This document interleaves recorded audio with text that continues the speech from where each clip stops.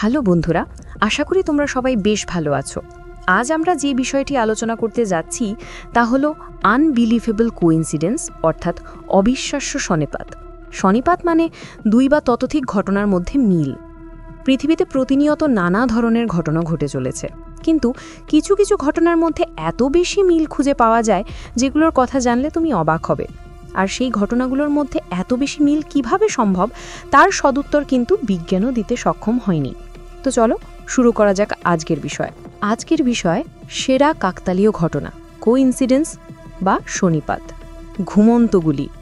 বন্দুক থেকে বের হওয়া গুলির গতিবেগ সেকেন্ডে 1100 থেকে 1200 ফুট হয়, আর আধুনিক বন্দুকগুলোতে গুলির গতিবেগ আরও বেশি, 3500 থেকে 4000 ফুট প্রতি সেকেন্ডে। কিন্তু জানলে অবাক হবে, ইতিহাসে এমন একটি গুলি আছে যেটি টার্গেটে পৌঁছাতে কয়েক বছর সময় নিয়েছিল। হ্যাঁ বন্ধুরা, একদম ঠিকই শুনেছ, আমেরিকার ইতিহাসে এমনই একটা ঘটনা রয়েছে। আমেরিকার টেক্সাস রাজ্যের ঘটনা। 1883 সালে চালানো গুলি কয়েক বছর পর গিয়ে টার্গেটে হিট করে। 1883 সালে টেক্সাসের যুবক হেনরি জিগল্যান্ড তার গার্লফ্রেন্ডকে ধোঁকা দেয়। মেয়েটি কষ্ট সহ্য করতে না পেরে আত্মহত্যা করে। কিছু সময় পরেই মেয়েটির ভাই রাগান্বিত অবস্থায় হেনরির বাড়ির সামনে পৌঁছায় এবং তার বোনের মৃত্যুর জন্য দায়ী হেনরিকে তাক করে গুলি চালায়। হেনরি মাটিতে লুটিয়ে পড়ে। তারপর মেয়েটির ভাইও নিজেকে গুলি করে এবং মারা যায়। মজার বিষয় হলো, হেনরি মারা যায়নি, গুলিটি তার গা ঘেঁষে চলে যায় এবং সে সামান্য আহত হয়, আর গুলিটি পেছনে একটি গাছের মধ্যে ঢুকে যায়। এই ঘটনার পর হেনরি নিজেকে পৃথিবীর সবচেয়ে ভাগ্যবান ব্যক্তি বলে মনে করত। পরবর্তী সময়ে হেনরি সুখে সংসার করছিল। কিছু বছর পর তার বাড়ির কাজের জন্য কাঠের প্রয়োজন হয়। হেনরি তার বাড়ির সামনের গাছটি কাটার কথা ভাবে। গাছটি আয়তনে খুব বড় হওয়ায় গাছটি কাটতে অসুবিধে হবে ভেবে গাছের গোড়ায় হেনরি ডিনামাইট বিস্ফোরণ করে। বিস্ফোরণ হতেই কয়েক বছর আগের গুলিটি পুনরায় পূর্বের গতি ফিরে পায় এবং সোজা এসে হেনরির মাথা ভেদ করে ঢুকে যায়। সঙ্গে সঙ্গে হেনরির মৃত্যু ঘটে।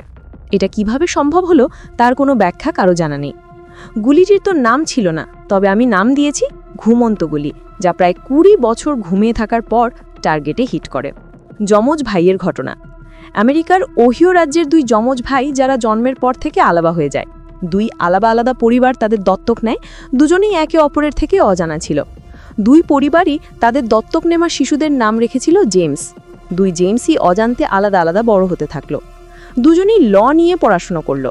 দুজনেরই বউয়ের নাম ছিল লিন্ডা। দুজনেরই একটা করে ছেলে ছিল যাদের নাম ছিল অ্যালেন। দুজনই নিজ নিজ বউকে ডিভোর্স দেয় এবং পুনরায় বিয়ে করে, আর দুজনেরই নতুন বউয়ের নাম ছিল বেটি। দুজনেই একটা করে কুকুর পুষত, আর আশ্চর্যজনকভাবে দুটি কুকুরেরই নাম ছিল টয়। 40 বছর আলাদা থাকার পরে তাদের দেখা হয়। তারা অবাক হয়ে যায়। তারা ভাবতে থাকে এত বছর দূরে থাকার পরেরও তারা যেন খুব কাছেই ছিল। 4 বন্ধুর ঘটনা। 19 শতকে এডগার অ্যালান পো একটি উপন্যাস প্রকাশ করেন যার নাম ছিল the narrative of Arthur Gordon Pym of ন্যানাকেট।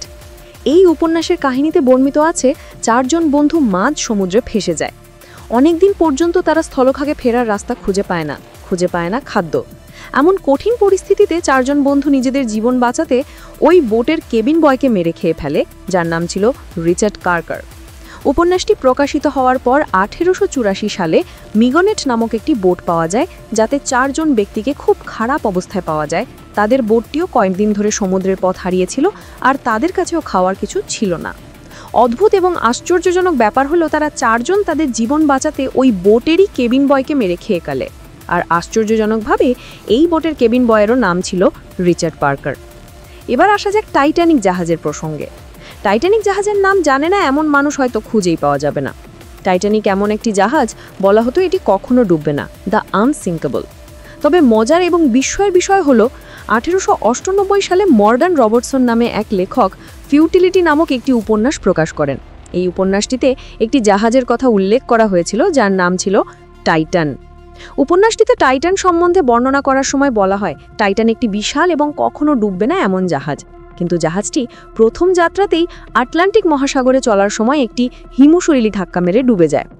উপন্যাসটি প্রকাশিত হওয়ার 14 বছর পর অর্থাৎ 1912 সালে টাইটানিক নামক একটি জাহাজ তৈরি করা হয়। আর জাহাজটি কেমন ছিল তা নিশ্চয়ই তুমি টাইটানিক সিনেমাতে দেখেছো। সবচেয়ে আশ্চর্যজনক বিষয় হলো 14 বছর আগে লেখা টাইটানের সাথে 1912 সালে টাইটানিকের হুবহু মিল পাওয়া যায়। আয়তন এবং আধুনিকতার হিসেবে দুটো জাহাজকেই আনসিঙ্কেবল বলা হয়েছিল। দুটো জাহাজই খুব লাক্সুরিয়াস ছিল। দুটো জাহাজই প্রথম যাত্রায় আটলান্টিক মহাসাগরের মধ্য দিয়ে যাচ্ছিল। দুটো জাহাজই এপ্রিল মাসে তাদের প্রথম যাত্রা শুরু করে। দুটো জাহাজই হিমশৈলে ধাক্কা মেরে ডুবে যায়। শুধু তাই নয়, দুটো জাহাজে প্রায় ২৫০০ যাত্রী ছিল। দুটো জাহাজে তুলনামূলক কম লাইফ বোট ছিল। এবার প্রশ্নটা তোমাদের দিকেই ছুড়ে দিলাম, উপন্যাসটি কি টাইটানিকের কোনো পূর্বাভাস ছিল নাকি অন্য কিছু? তোমার মতামত কমেন্ট করে জানাও। এছাড়া তোমার লাইফে যদি এমন কোনো কোইন্সিডেন্স ঘটে থাকে আমাকে জানাতে পারো। বন্ধুরা, আজকের ভিডিওটি ভালো লাগলে লাইক করো। এই ভিডিওতে ৫০০০ লাইক এলে এর দ্বিতীয় পর্ব বানাবো। সেটা তাড়াতাড়ি সম্ভব হবে যদি তুমি হোয়াটসঅ্যাপ বা ফেসবুকের টাইমলাইনে ভিডিওটির লিঙ্ক শেয়ার করো। তুমি যদি এই চ্যানেলে নতুন হও তাহলে সাবস্ক্রাইব করো রহস্য রোমাঞ্চকর ভিডিওগুলোর নোটিফিকেশন সবার আগে পেতে। এতক্ষণ আমাদের সঙ্গে থাকার জন্য ধন্যবাদ। আবার দেখা হবে পরবর্তী ভিডিওতে।